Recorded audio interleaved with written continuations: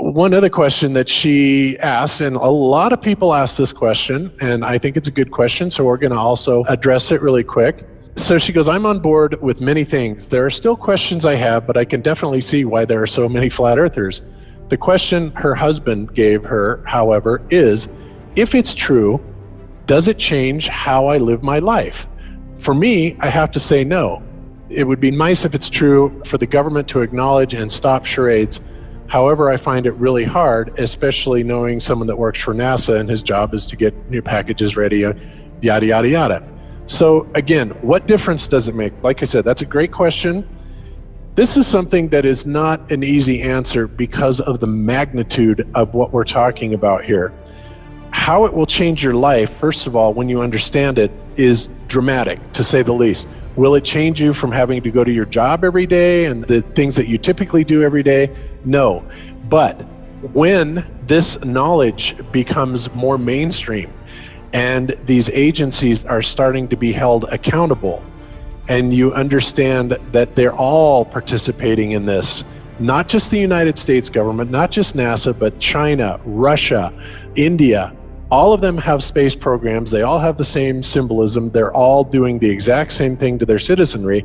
And the first thing you have to understand about this is that the deception goes all the way to the top. And when I say all the way to the top, you have to kind of get rid of the notion that the people at the very highest levels are working together. The people that control the world we're not against each other. There was never any such thing really as the Cold War.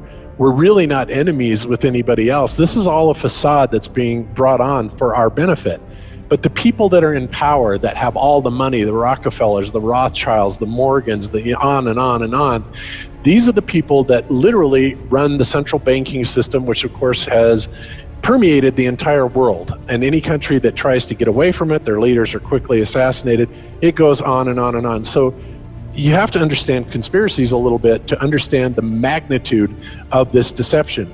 So why would they do this? Why are they trying to hide the fact that we are on an infinite plane or on a flat earth rather than a ball? Well, the answer to that, there's a lot of answers to that, but in my personal opinion, if you isolate people into the idea that they're on a blue marble that's in the middle of a universe that is really insignificant, and there's thousands or millions and billions of other worlds and possibly other civilizations, that makes most people think that we are insignificant and that we did actually come about as some sort of an accident. Now, when people believe that, their minds are much more malleable into being given the idea that there is no God, there is no creator, that all of this is just some sort of random happenstance. And because of that, that also gives the controllers this fertile soil to build other deceptions on. And it's all about control. Remember, it's not about money. Money is irrelevant. They print the money. Money is just something that you and I agree has value, but it really is just pieces of paper, right? These people are printing the money. They can print money all day long if they want to, and they do. So it's not about that, and it's not just about power either. It's about total control, mental, physical, spiritual, every way, shape, and form possible. And to wrap your head around this type of deception, whether you're religious or not, if you're religious, then you understand that this is Satan's plan all along. If you're not religious, then you need to understand that people are power hungry and they will do anything to gain and maintain this type of control. So I've kind of ranted on this a lot. So John and Jaron, if you would add into this for my relative and kind of elaborate on what I've said. I would just add that a lot of people don't realize it, but really the fundamental cornerstone of nihilism, and really nihilism is sort of the most profound version of atheism. Really, atheism is probably the most popular quote-unquote religion, at least in America and probably worldwide. There's more atheists at heart because of one simple fact, and that is this whole Copernican principle, or this Big Bang Theory universe where the entire planet and even the galaxy are like a mere speck of dust and completely insignificant in the grand scheme of things. So from that perspective, if the Earth itself is just nothing special, in the grand scheme of things, then how could anything that we do in our lives be of remote consequence whatsoever? And so this whole mindset, again, is sort of the founding cornerstone of atheism and ultimately nihilism. However, when people realize that the Big Bang is a load of theoretical bollocks, then it really changes this entire foundation of the world's perspective of this ultimately nihilist viewpoint. And so even if you don't consider yourself religious, that's probably because you've been affected by this culture that is ultimately nihilist. Yep, well said. And I think so obvious when you look at, and Bob, you put it perfectly, that just what the money system has done to this country and to the world, really. In the book, Why a Bankrupt America, it said that the Federal Reserve pays the Bureau of Engraving and Printing approximately $23 for each 1,000 notes printed.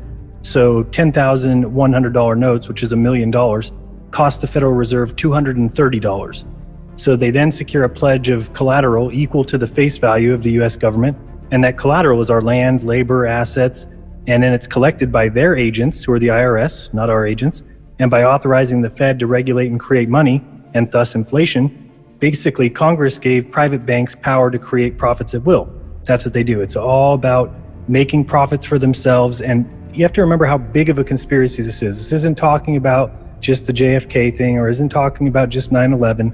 It's on an umbrella kind of system to where it is the biggest deception that there is. It actually exposes every other deception, and nothing else brings down the power of the elite because it really exposes education, science, the economy, television, museums, universities. Think of all the things that have been fooled.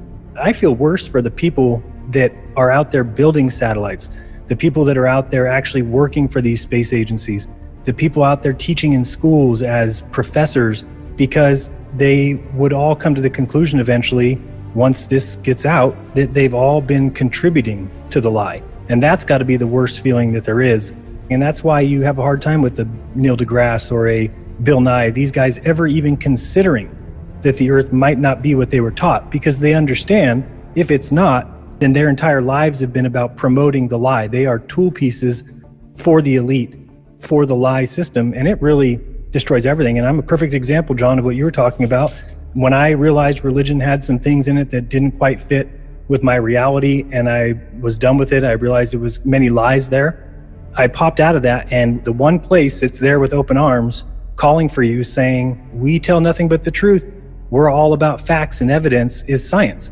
And I went there with my arms open, ready to embrace them, and said, oh, thank you. I'm so glad you're here, because over there I was just getting lied to left and right. And now I know science is the place to go.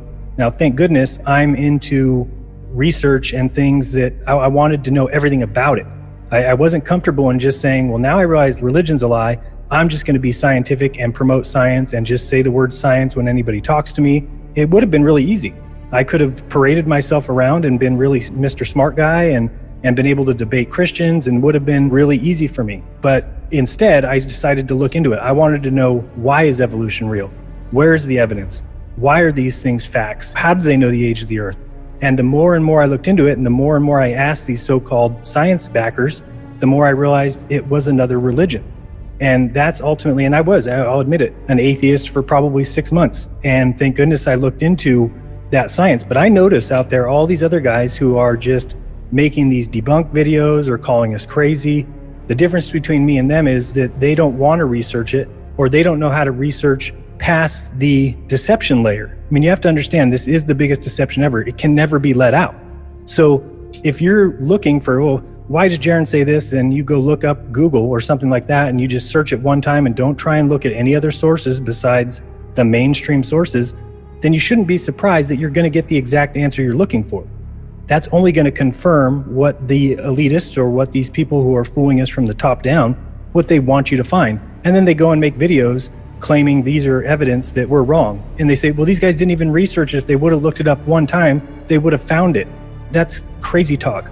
If you think we don't know the mainstream reasoning behind it, that we don't need to bring that up to people, because anybody like you can go look it up and find that exact answer. That's not doing research. And this is a deception on the highest level that you need to go and dig deeper and look at different bits and pieces and put it together and come up with your own explanation. Because if you're just going to take what mainstream tells you and believe it, then go watch Fox News and enjoy what the mainstream wants you to enjoy. That's the way that they operate. So I just think when it comes down to people asking, how does it affect my life? No, I guess it depends on you. If you don't care that you've been lied to about everything from school, from kindergarten on, everything that you were taught in school was meant to get your mind into a certain frame of reference, to make you think about the world a certain way, to make you think about your parents, and to make you think about your friends, and to make you think about your government, all in a prescribed way to make the rich get richer and make you into a wage slave. If you don't care that that happened, if you're happy going to your 9-to-5 job and you're comfortable in your belief about who your creator is, then it doesn't affect your life. For a lot of us, that is a pretty big deal. For me, it looks like 35 years of my life was completely wasted on a false existence that someone else decided to sell me. I'm going to spend the rest of my life exposing it because I don't think it's right. It's not the way you treat other people. It's not the way you treat other beings. We all have a right to life, liberty, and the pursuit of happiness. And somebody just said that. They told us that, but then behind the scenes, they made sure that they kept us unhappy and that we weren't free and that they were the ones who got to enjoy the good life while we worked for them. Yes, well said. Yep. So ultimately, to get back to the question, how will it change your daily life? Well, until it's actually exposed, not a whole lot, because we're still slaves to this very same system. We still have to go to our jobs. We still have to pay the bills, yada, yada, yada. However, think about when this idea catches on and the awareness of the level of deception that we are kept under. And I think a lot of people are waking up to it. 9/11, being the fraud that it is, Sandy Hook being a fraud, on and on and on. But at some point, we're hoping that this is going to hit critical mass. And when it does, then all of a sudden, these institutions that are taking billions and trillions of dollars from us to simply enslave us, to keep us going to work every day and never having enough money or time, and other countries that are starving, have no medical attention. And in fact, there's active campaigns to kill these people off, and this is a well-known agenda. But all this aside, when this all goes away, then we're talking about an entirely different world. Then we're talking about the kind of world that would be, I dare say, more utopian. And that isn't always necessarily a good thing either, but let's just say that it would be a whole lot better than what we have now. If people understood that we are special, that there is a creator, and that really, when people come to this realization, we will start becoming more aware of the value of other humans and human life. And we don't look at people as, well, just because they're different from us, then they're wrong and they're funny and they're weird. We see each other as brothers, and we see each other as related in family, and we start respecting each other on a level that is due to everyone. And when that happens and we get rid of the governments that are enslaving us and the people above the governments that are controlling them, then all of a sudden we start looking at a society where we can start improving upon ourselves. We can start making our own technologies that will benefit humanity instead of the elite usurping all these technologies and using it for themselves against us. Like we can have unlimited free power and there's just so many things. I mean, you could go on and on and on and on about this, and many people have researched this. But at that point, everything changes. Absolutely everything changes, because we no longer are living in a slave world. We're living in a truly free world where everybody is sovereign and everybody has much more respect for other selves, other people. So that's pretty much the answer to that question. So it is a big thing. It really is. You can't just brush it off as saying, what difference does it make? It's not going to change anything. Au contraire, not only will it change things, it will change things in it'll bring us to an entirely new paradigm, an entirely new way of life. And I'm sure that many people would much rather live in something that would be considered more utopian than what we're at right now, which is an enslaved system. Yeah, everything's indeed a commodity, and we call ourselves a system that's governed by essentially capitalism, although I guess you could call it more aptly corporate fascism, but we'll call it capitalism. Even that is a system run by greed, and I think that that's pretty much an ass-backwards way to run a society. And really, this whole idea of capitalism and greed as the driving force behind our society really does stem from this atheistic viewpoint that's been going on for the last at least 100 years in full steam ahead. Yep, absolutely.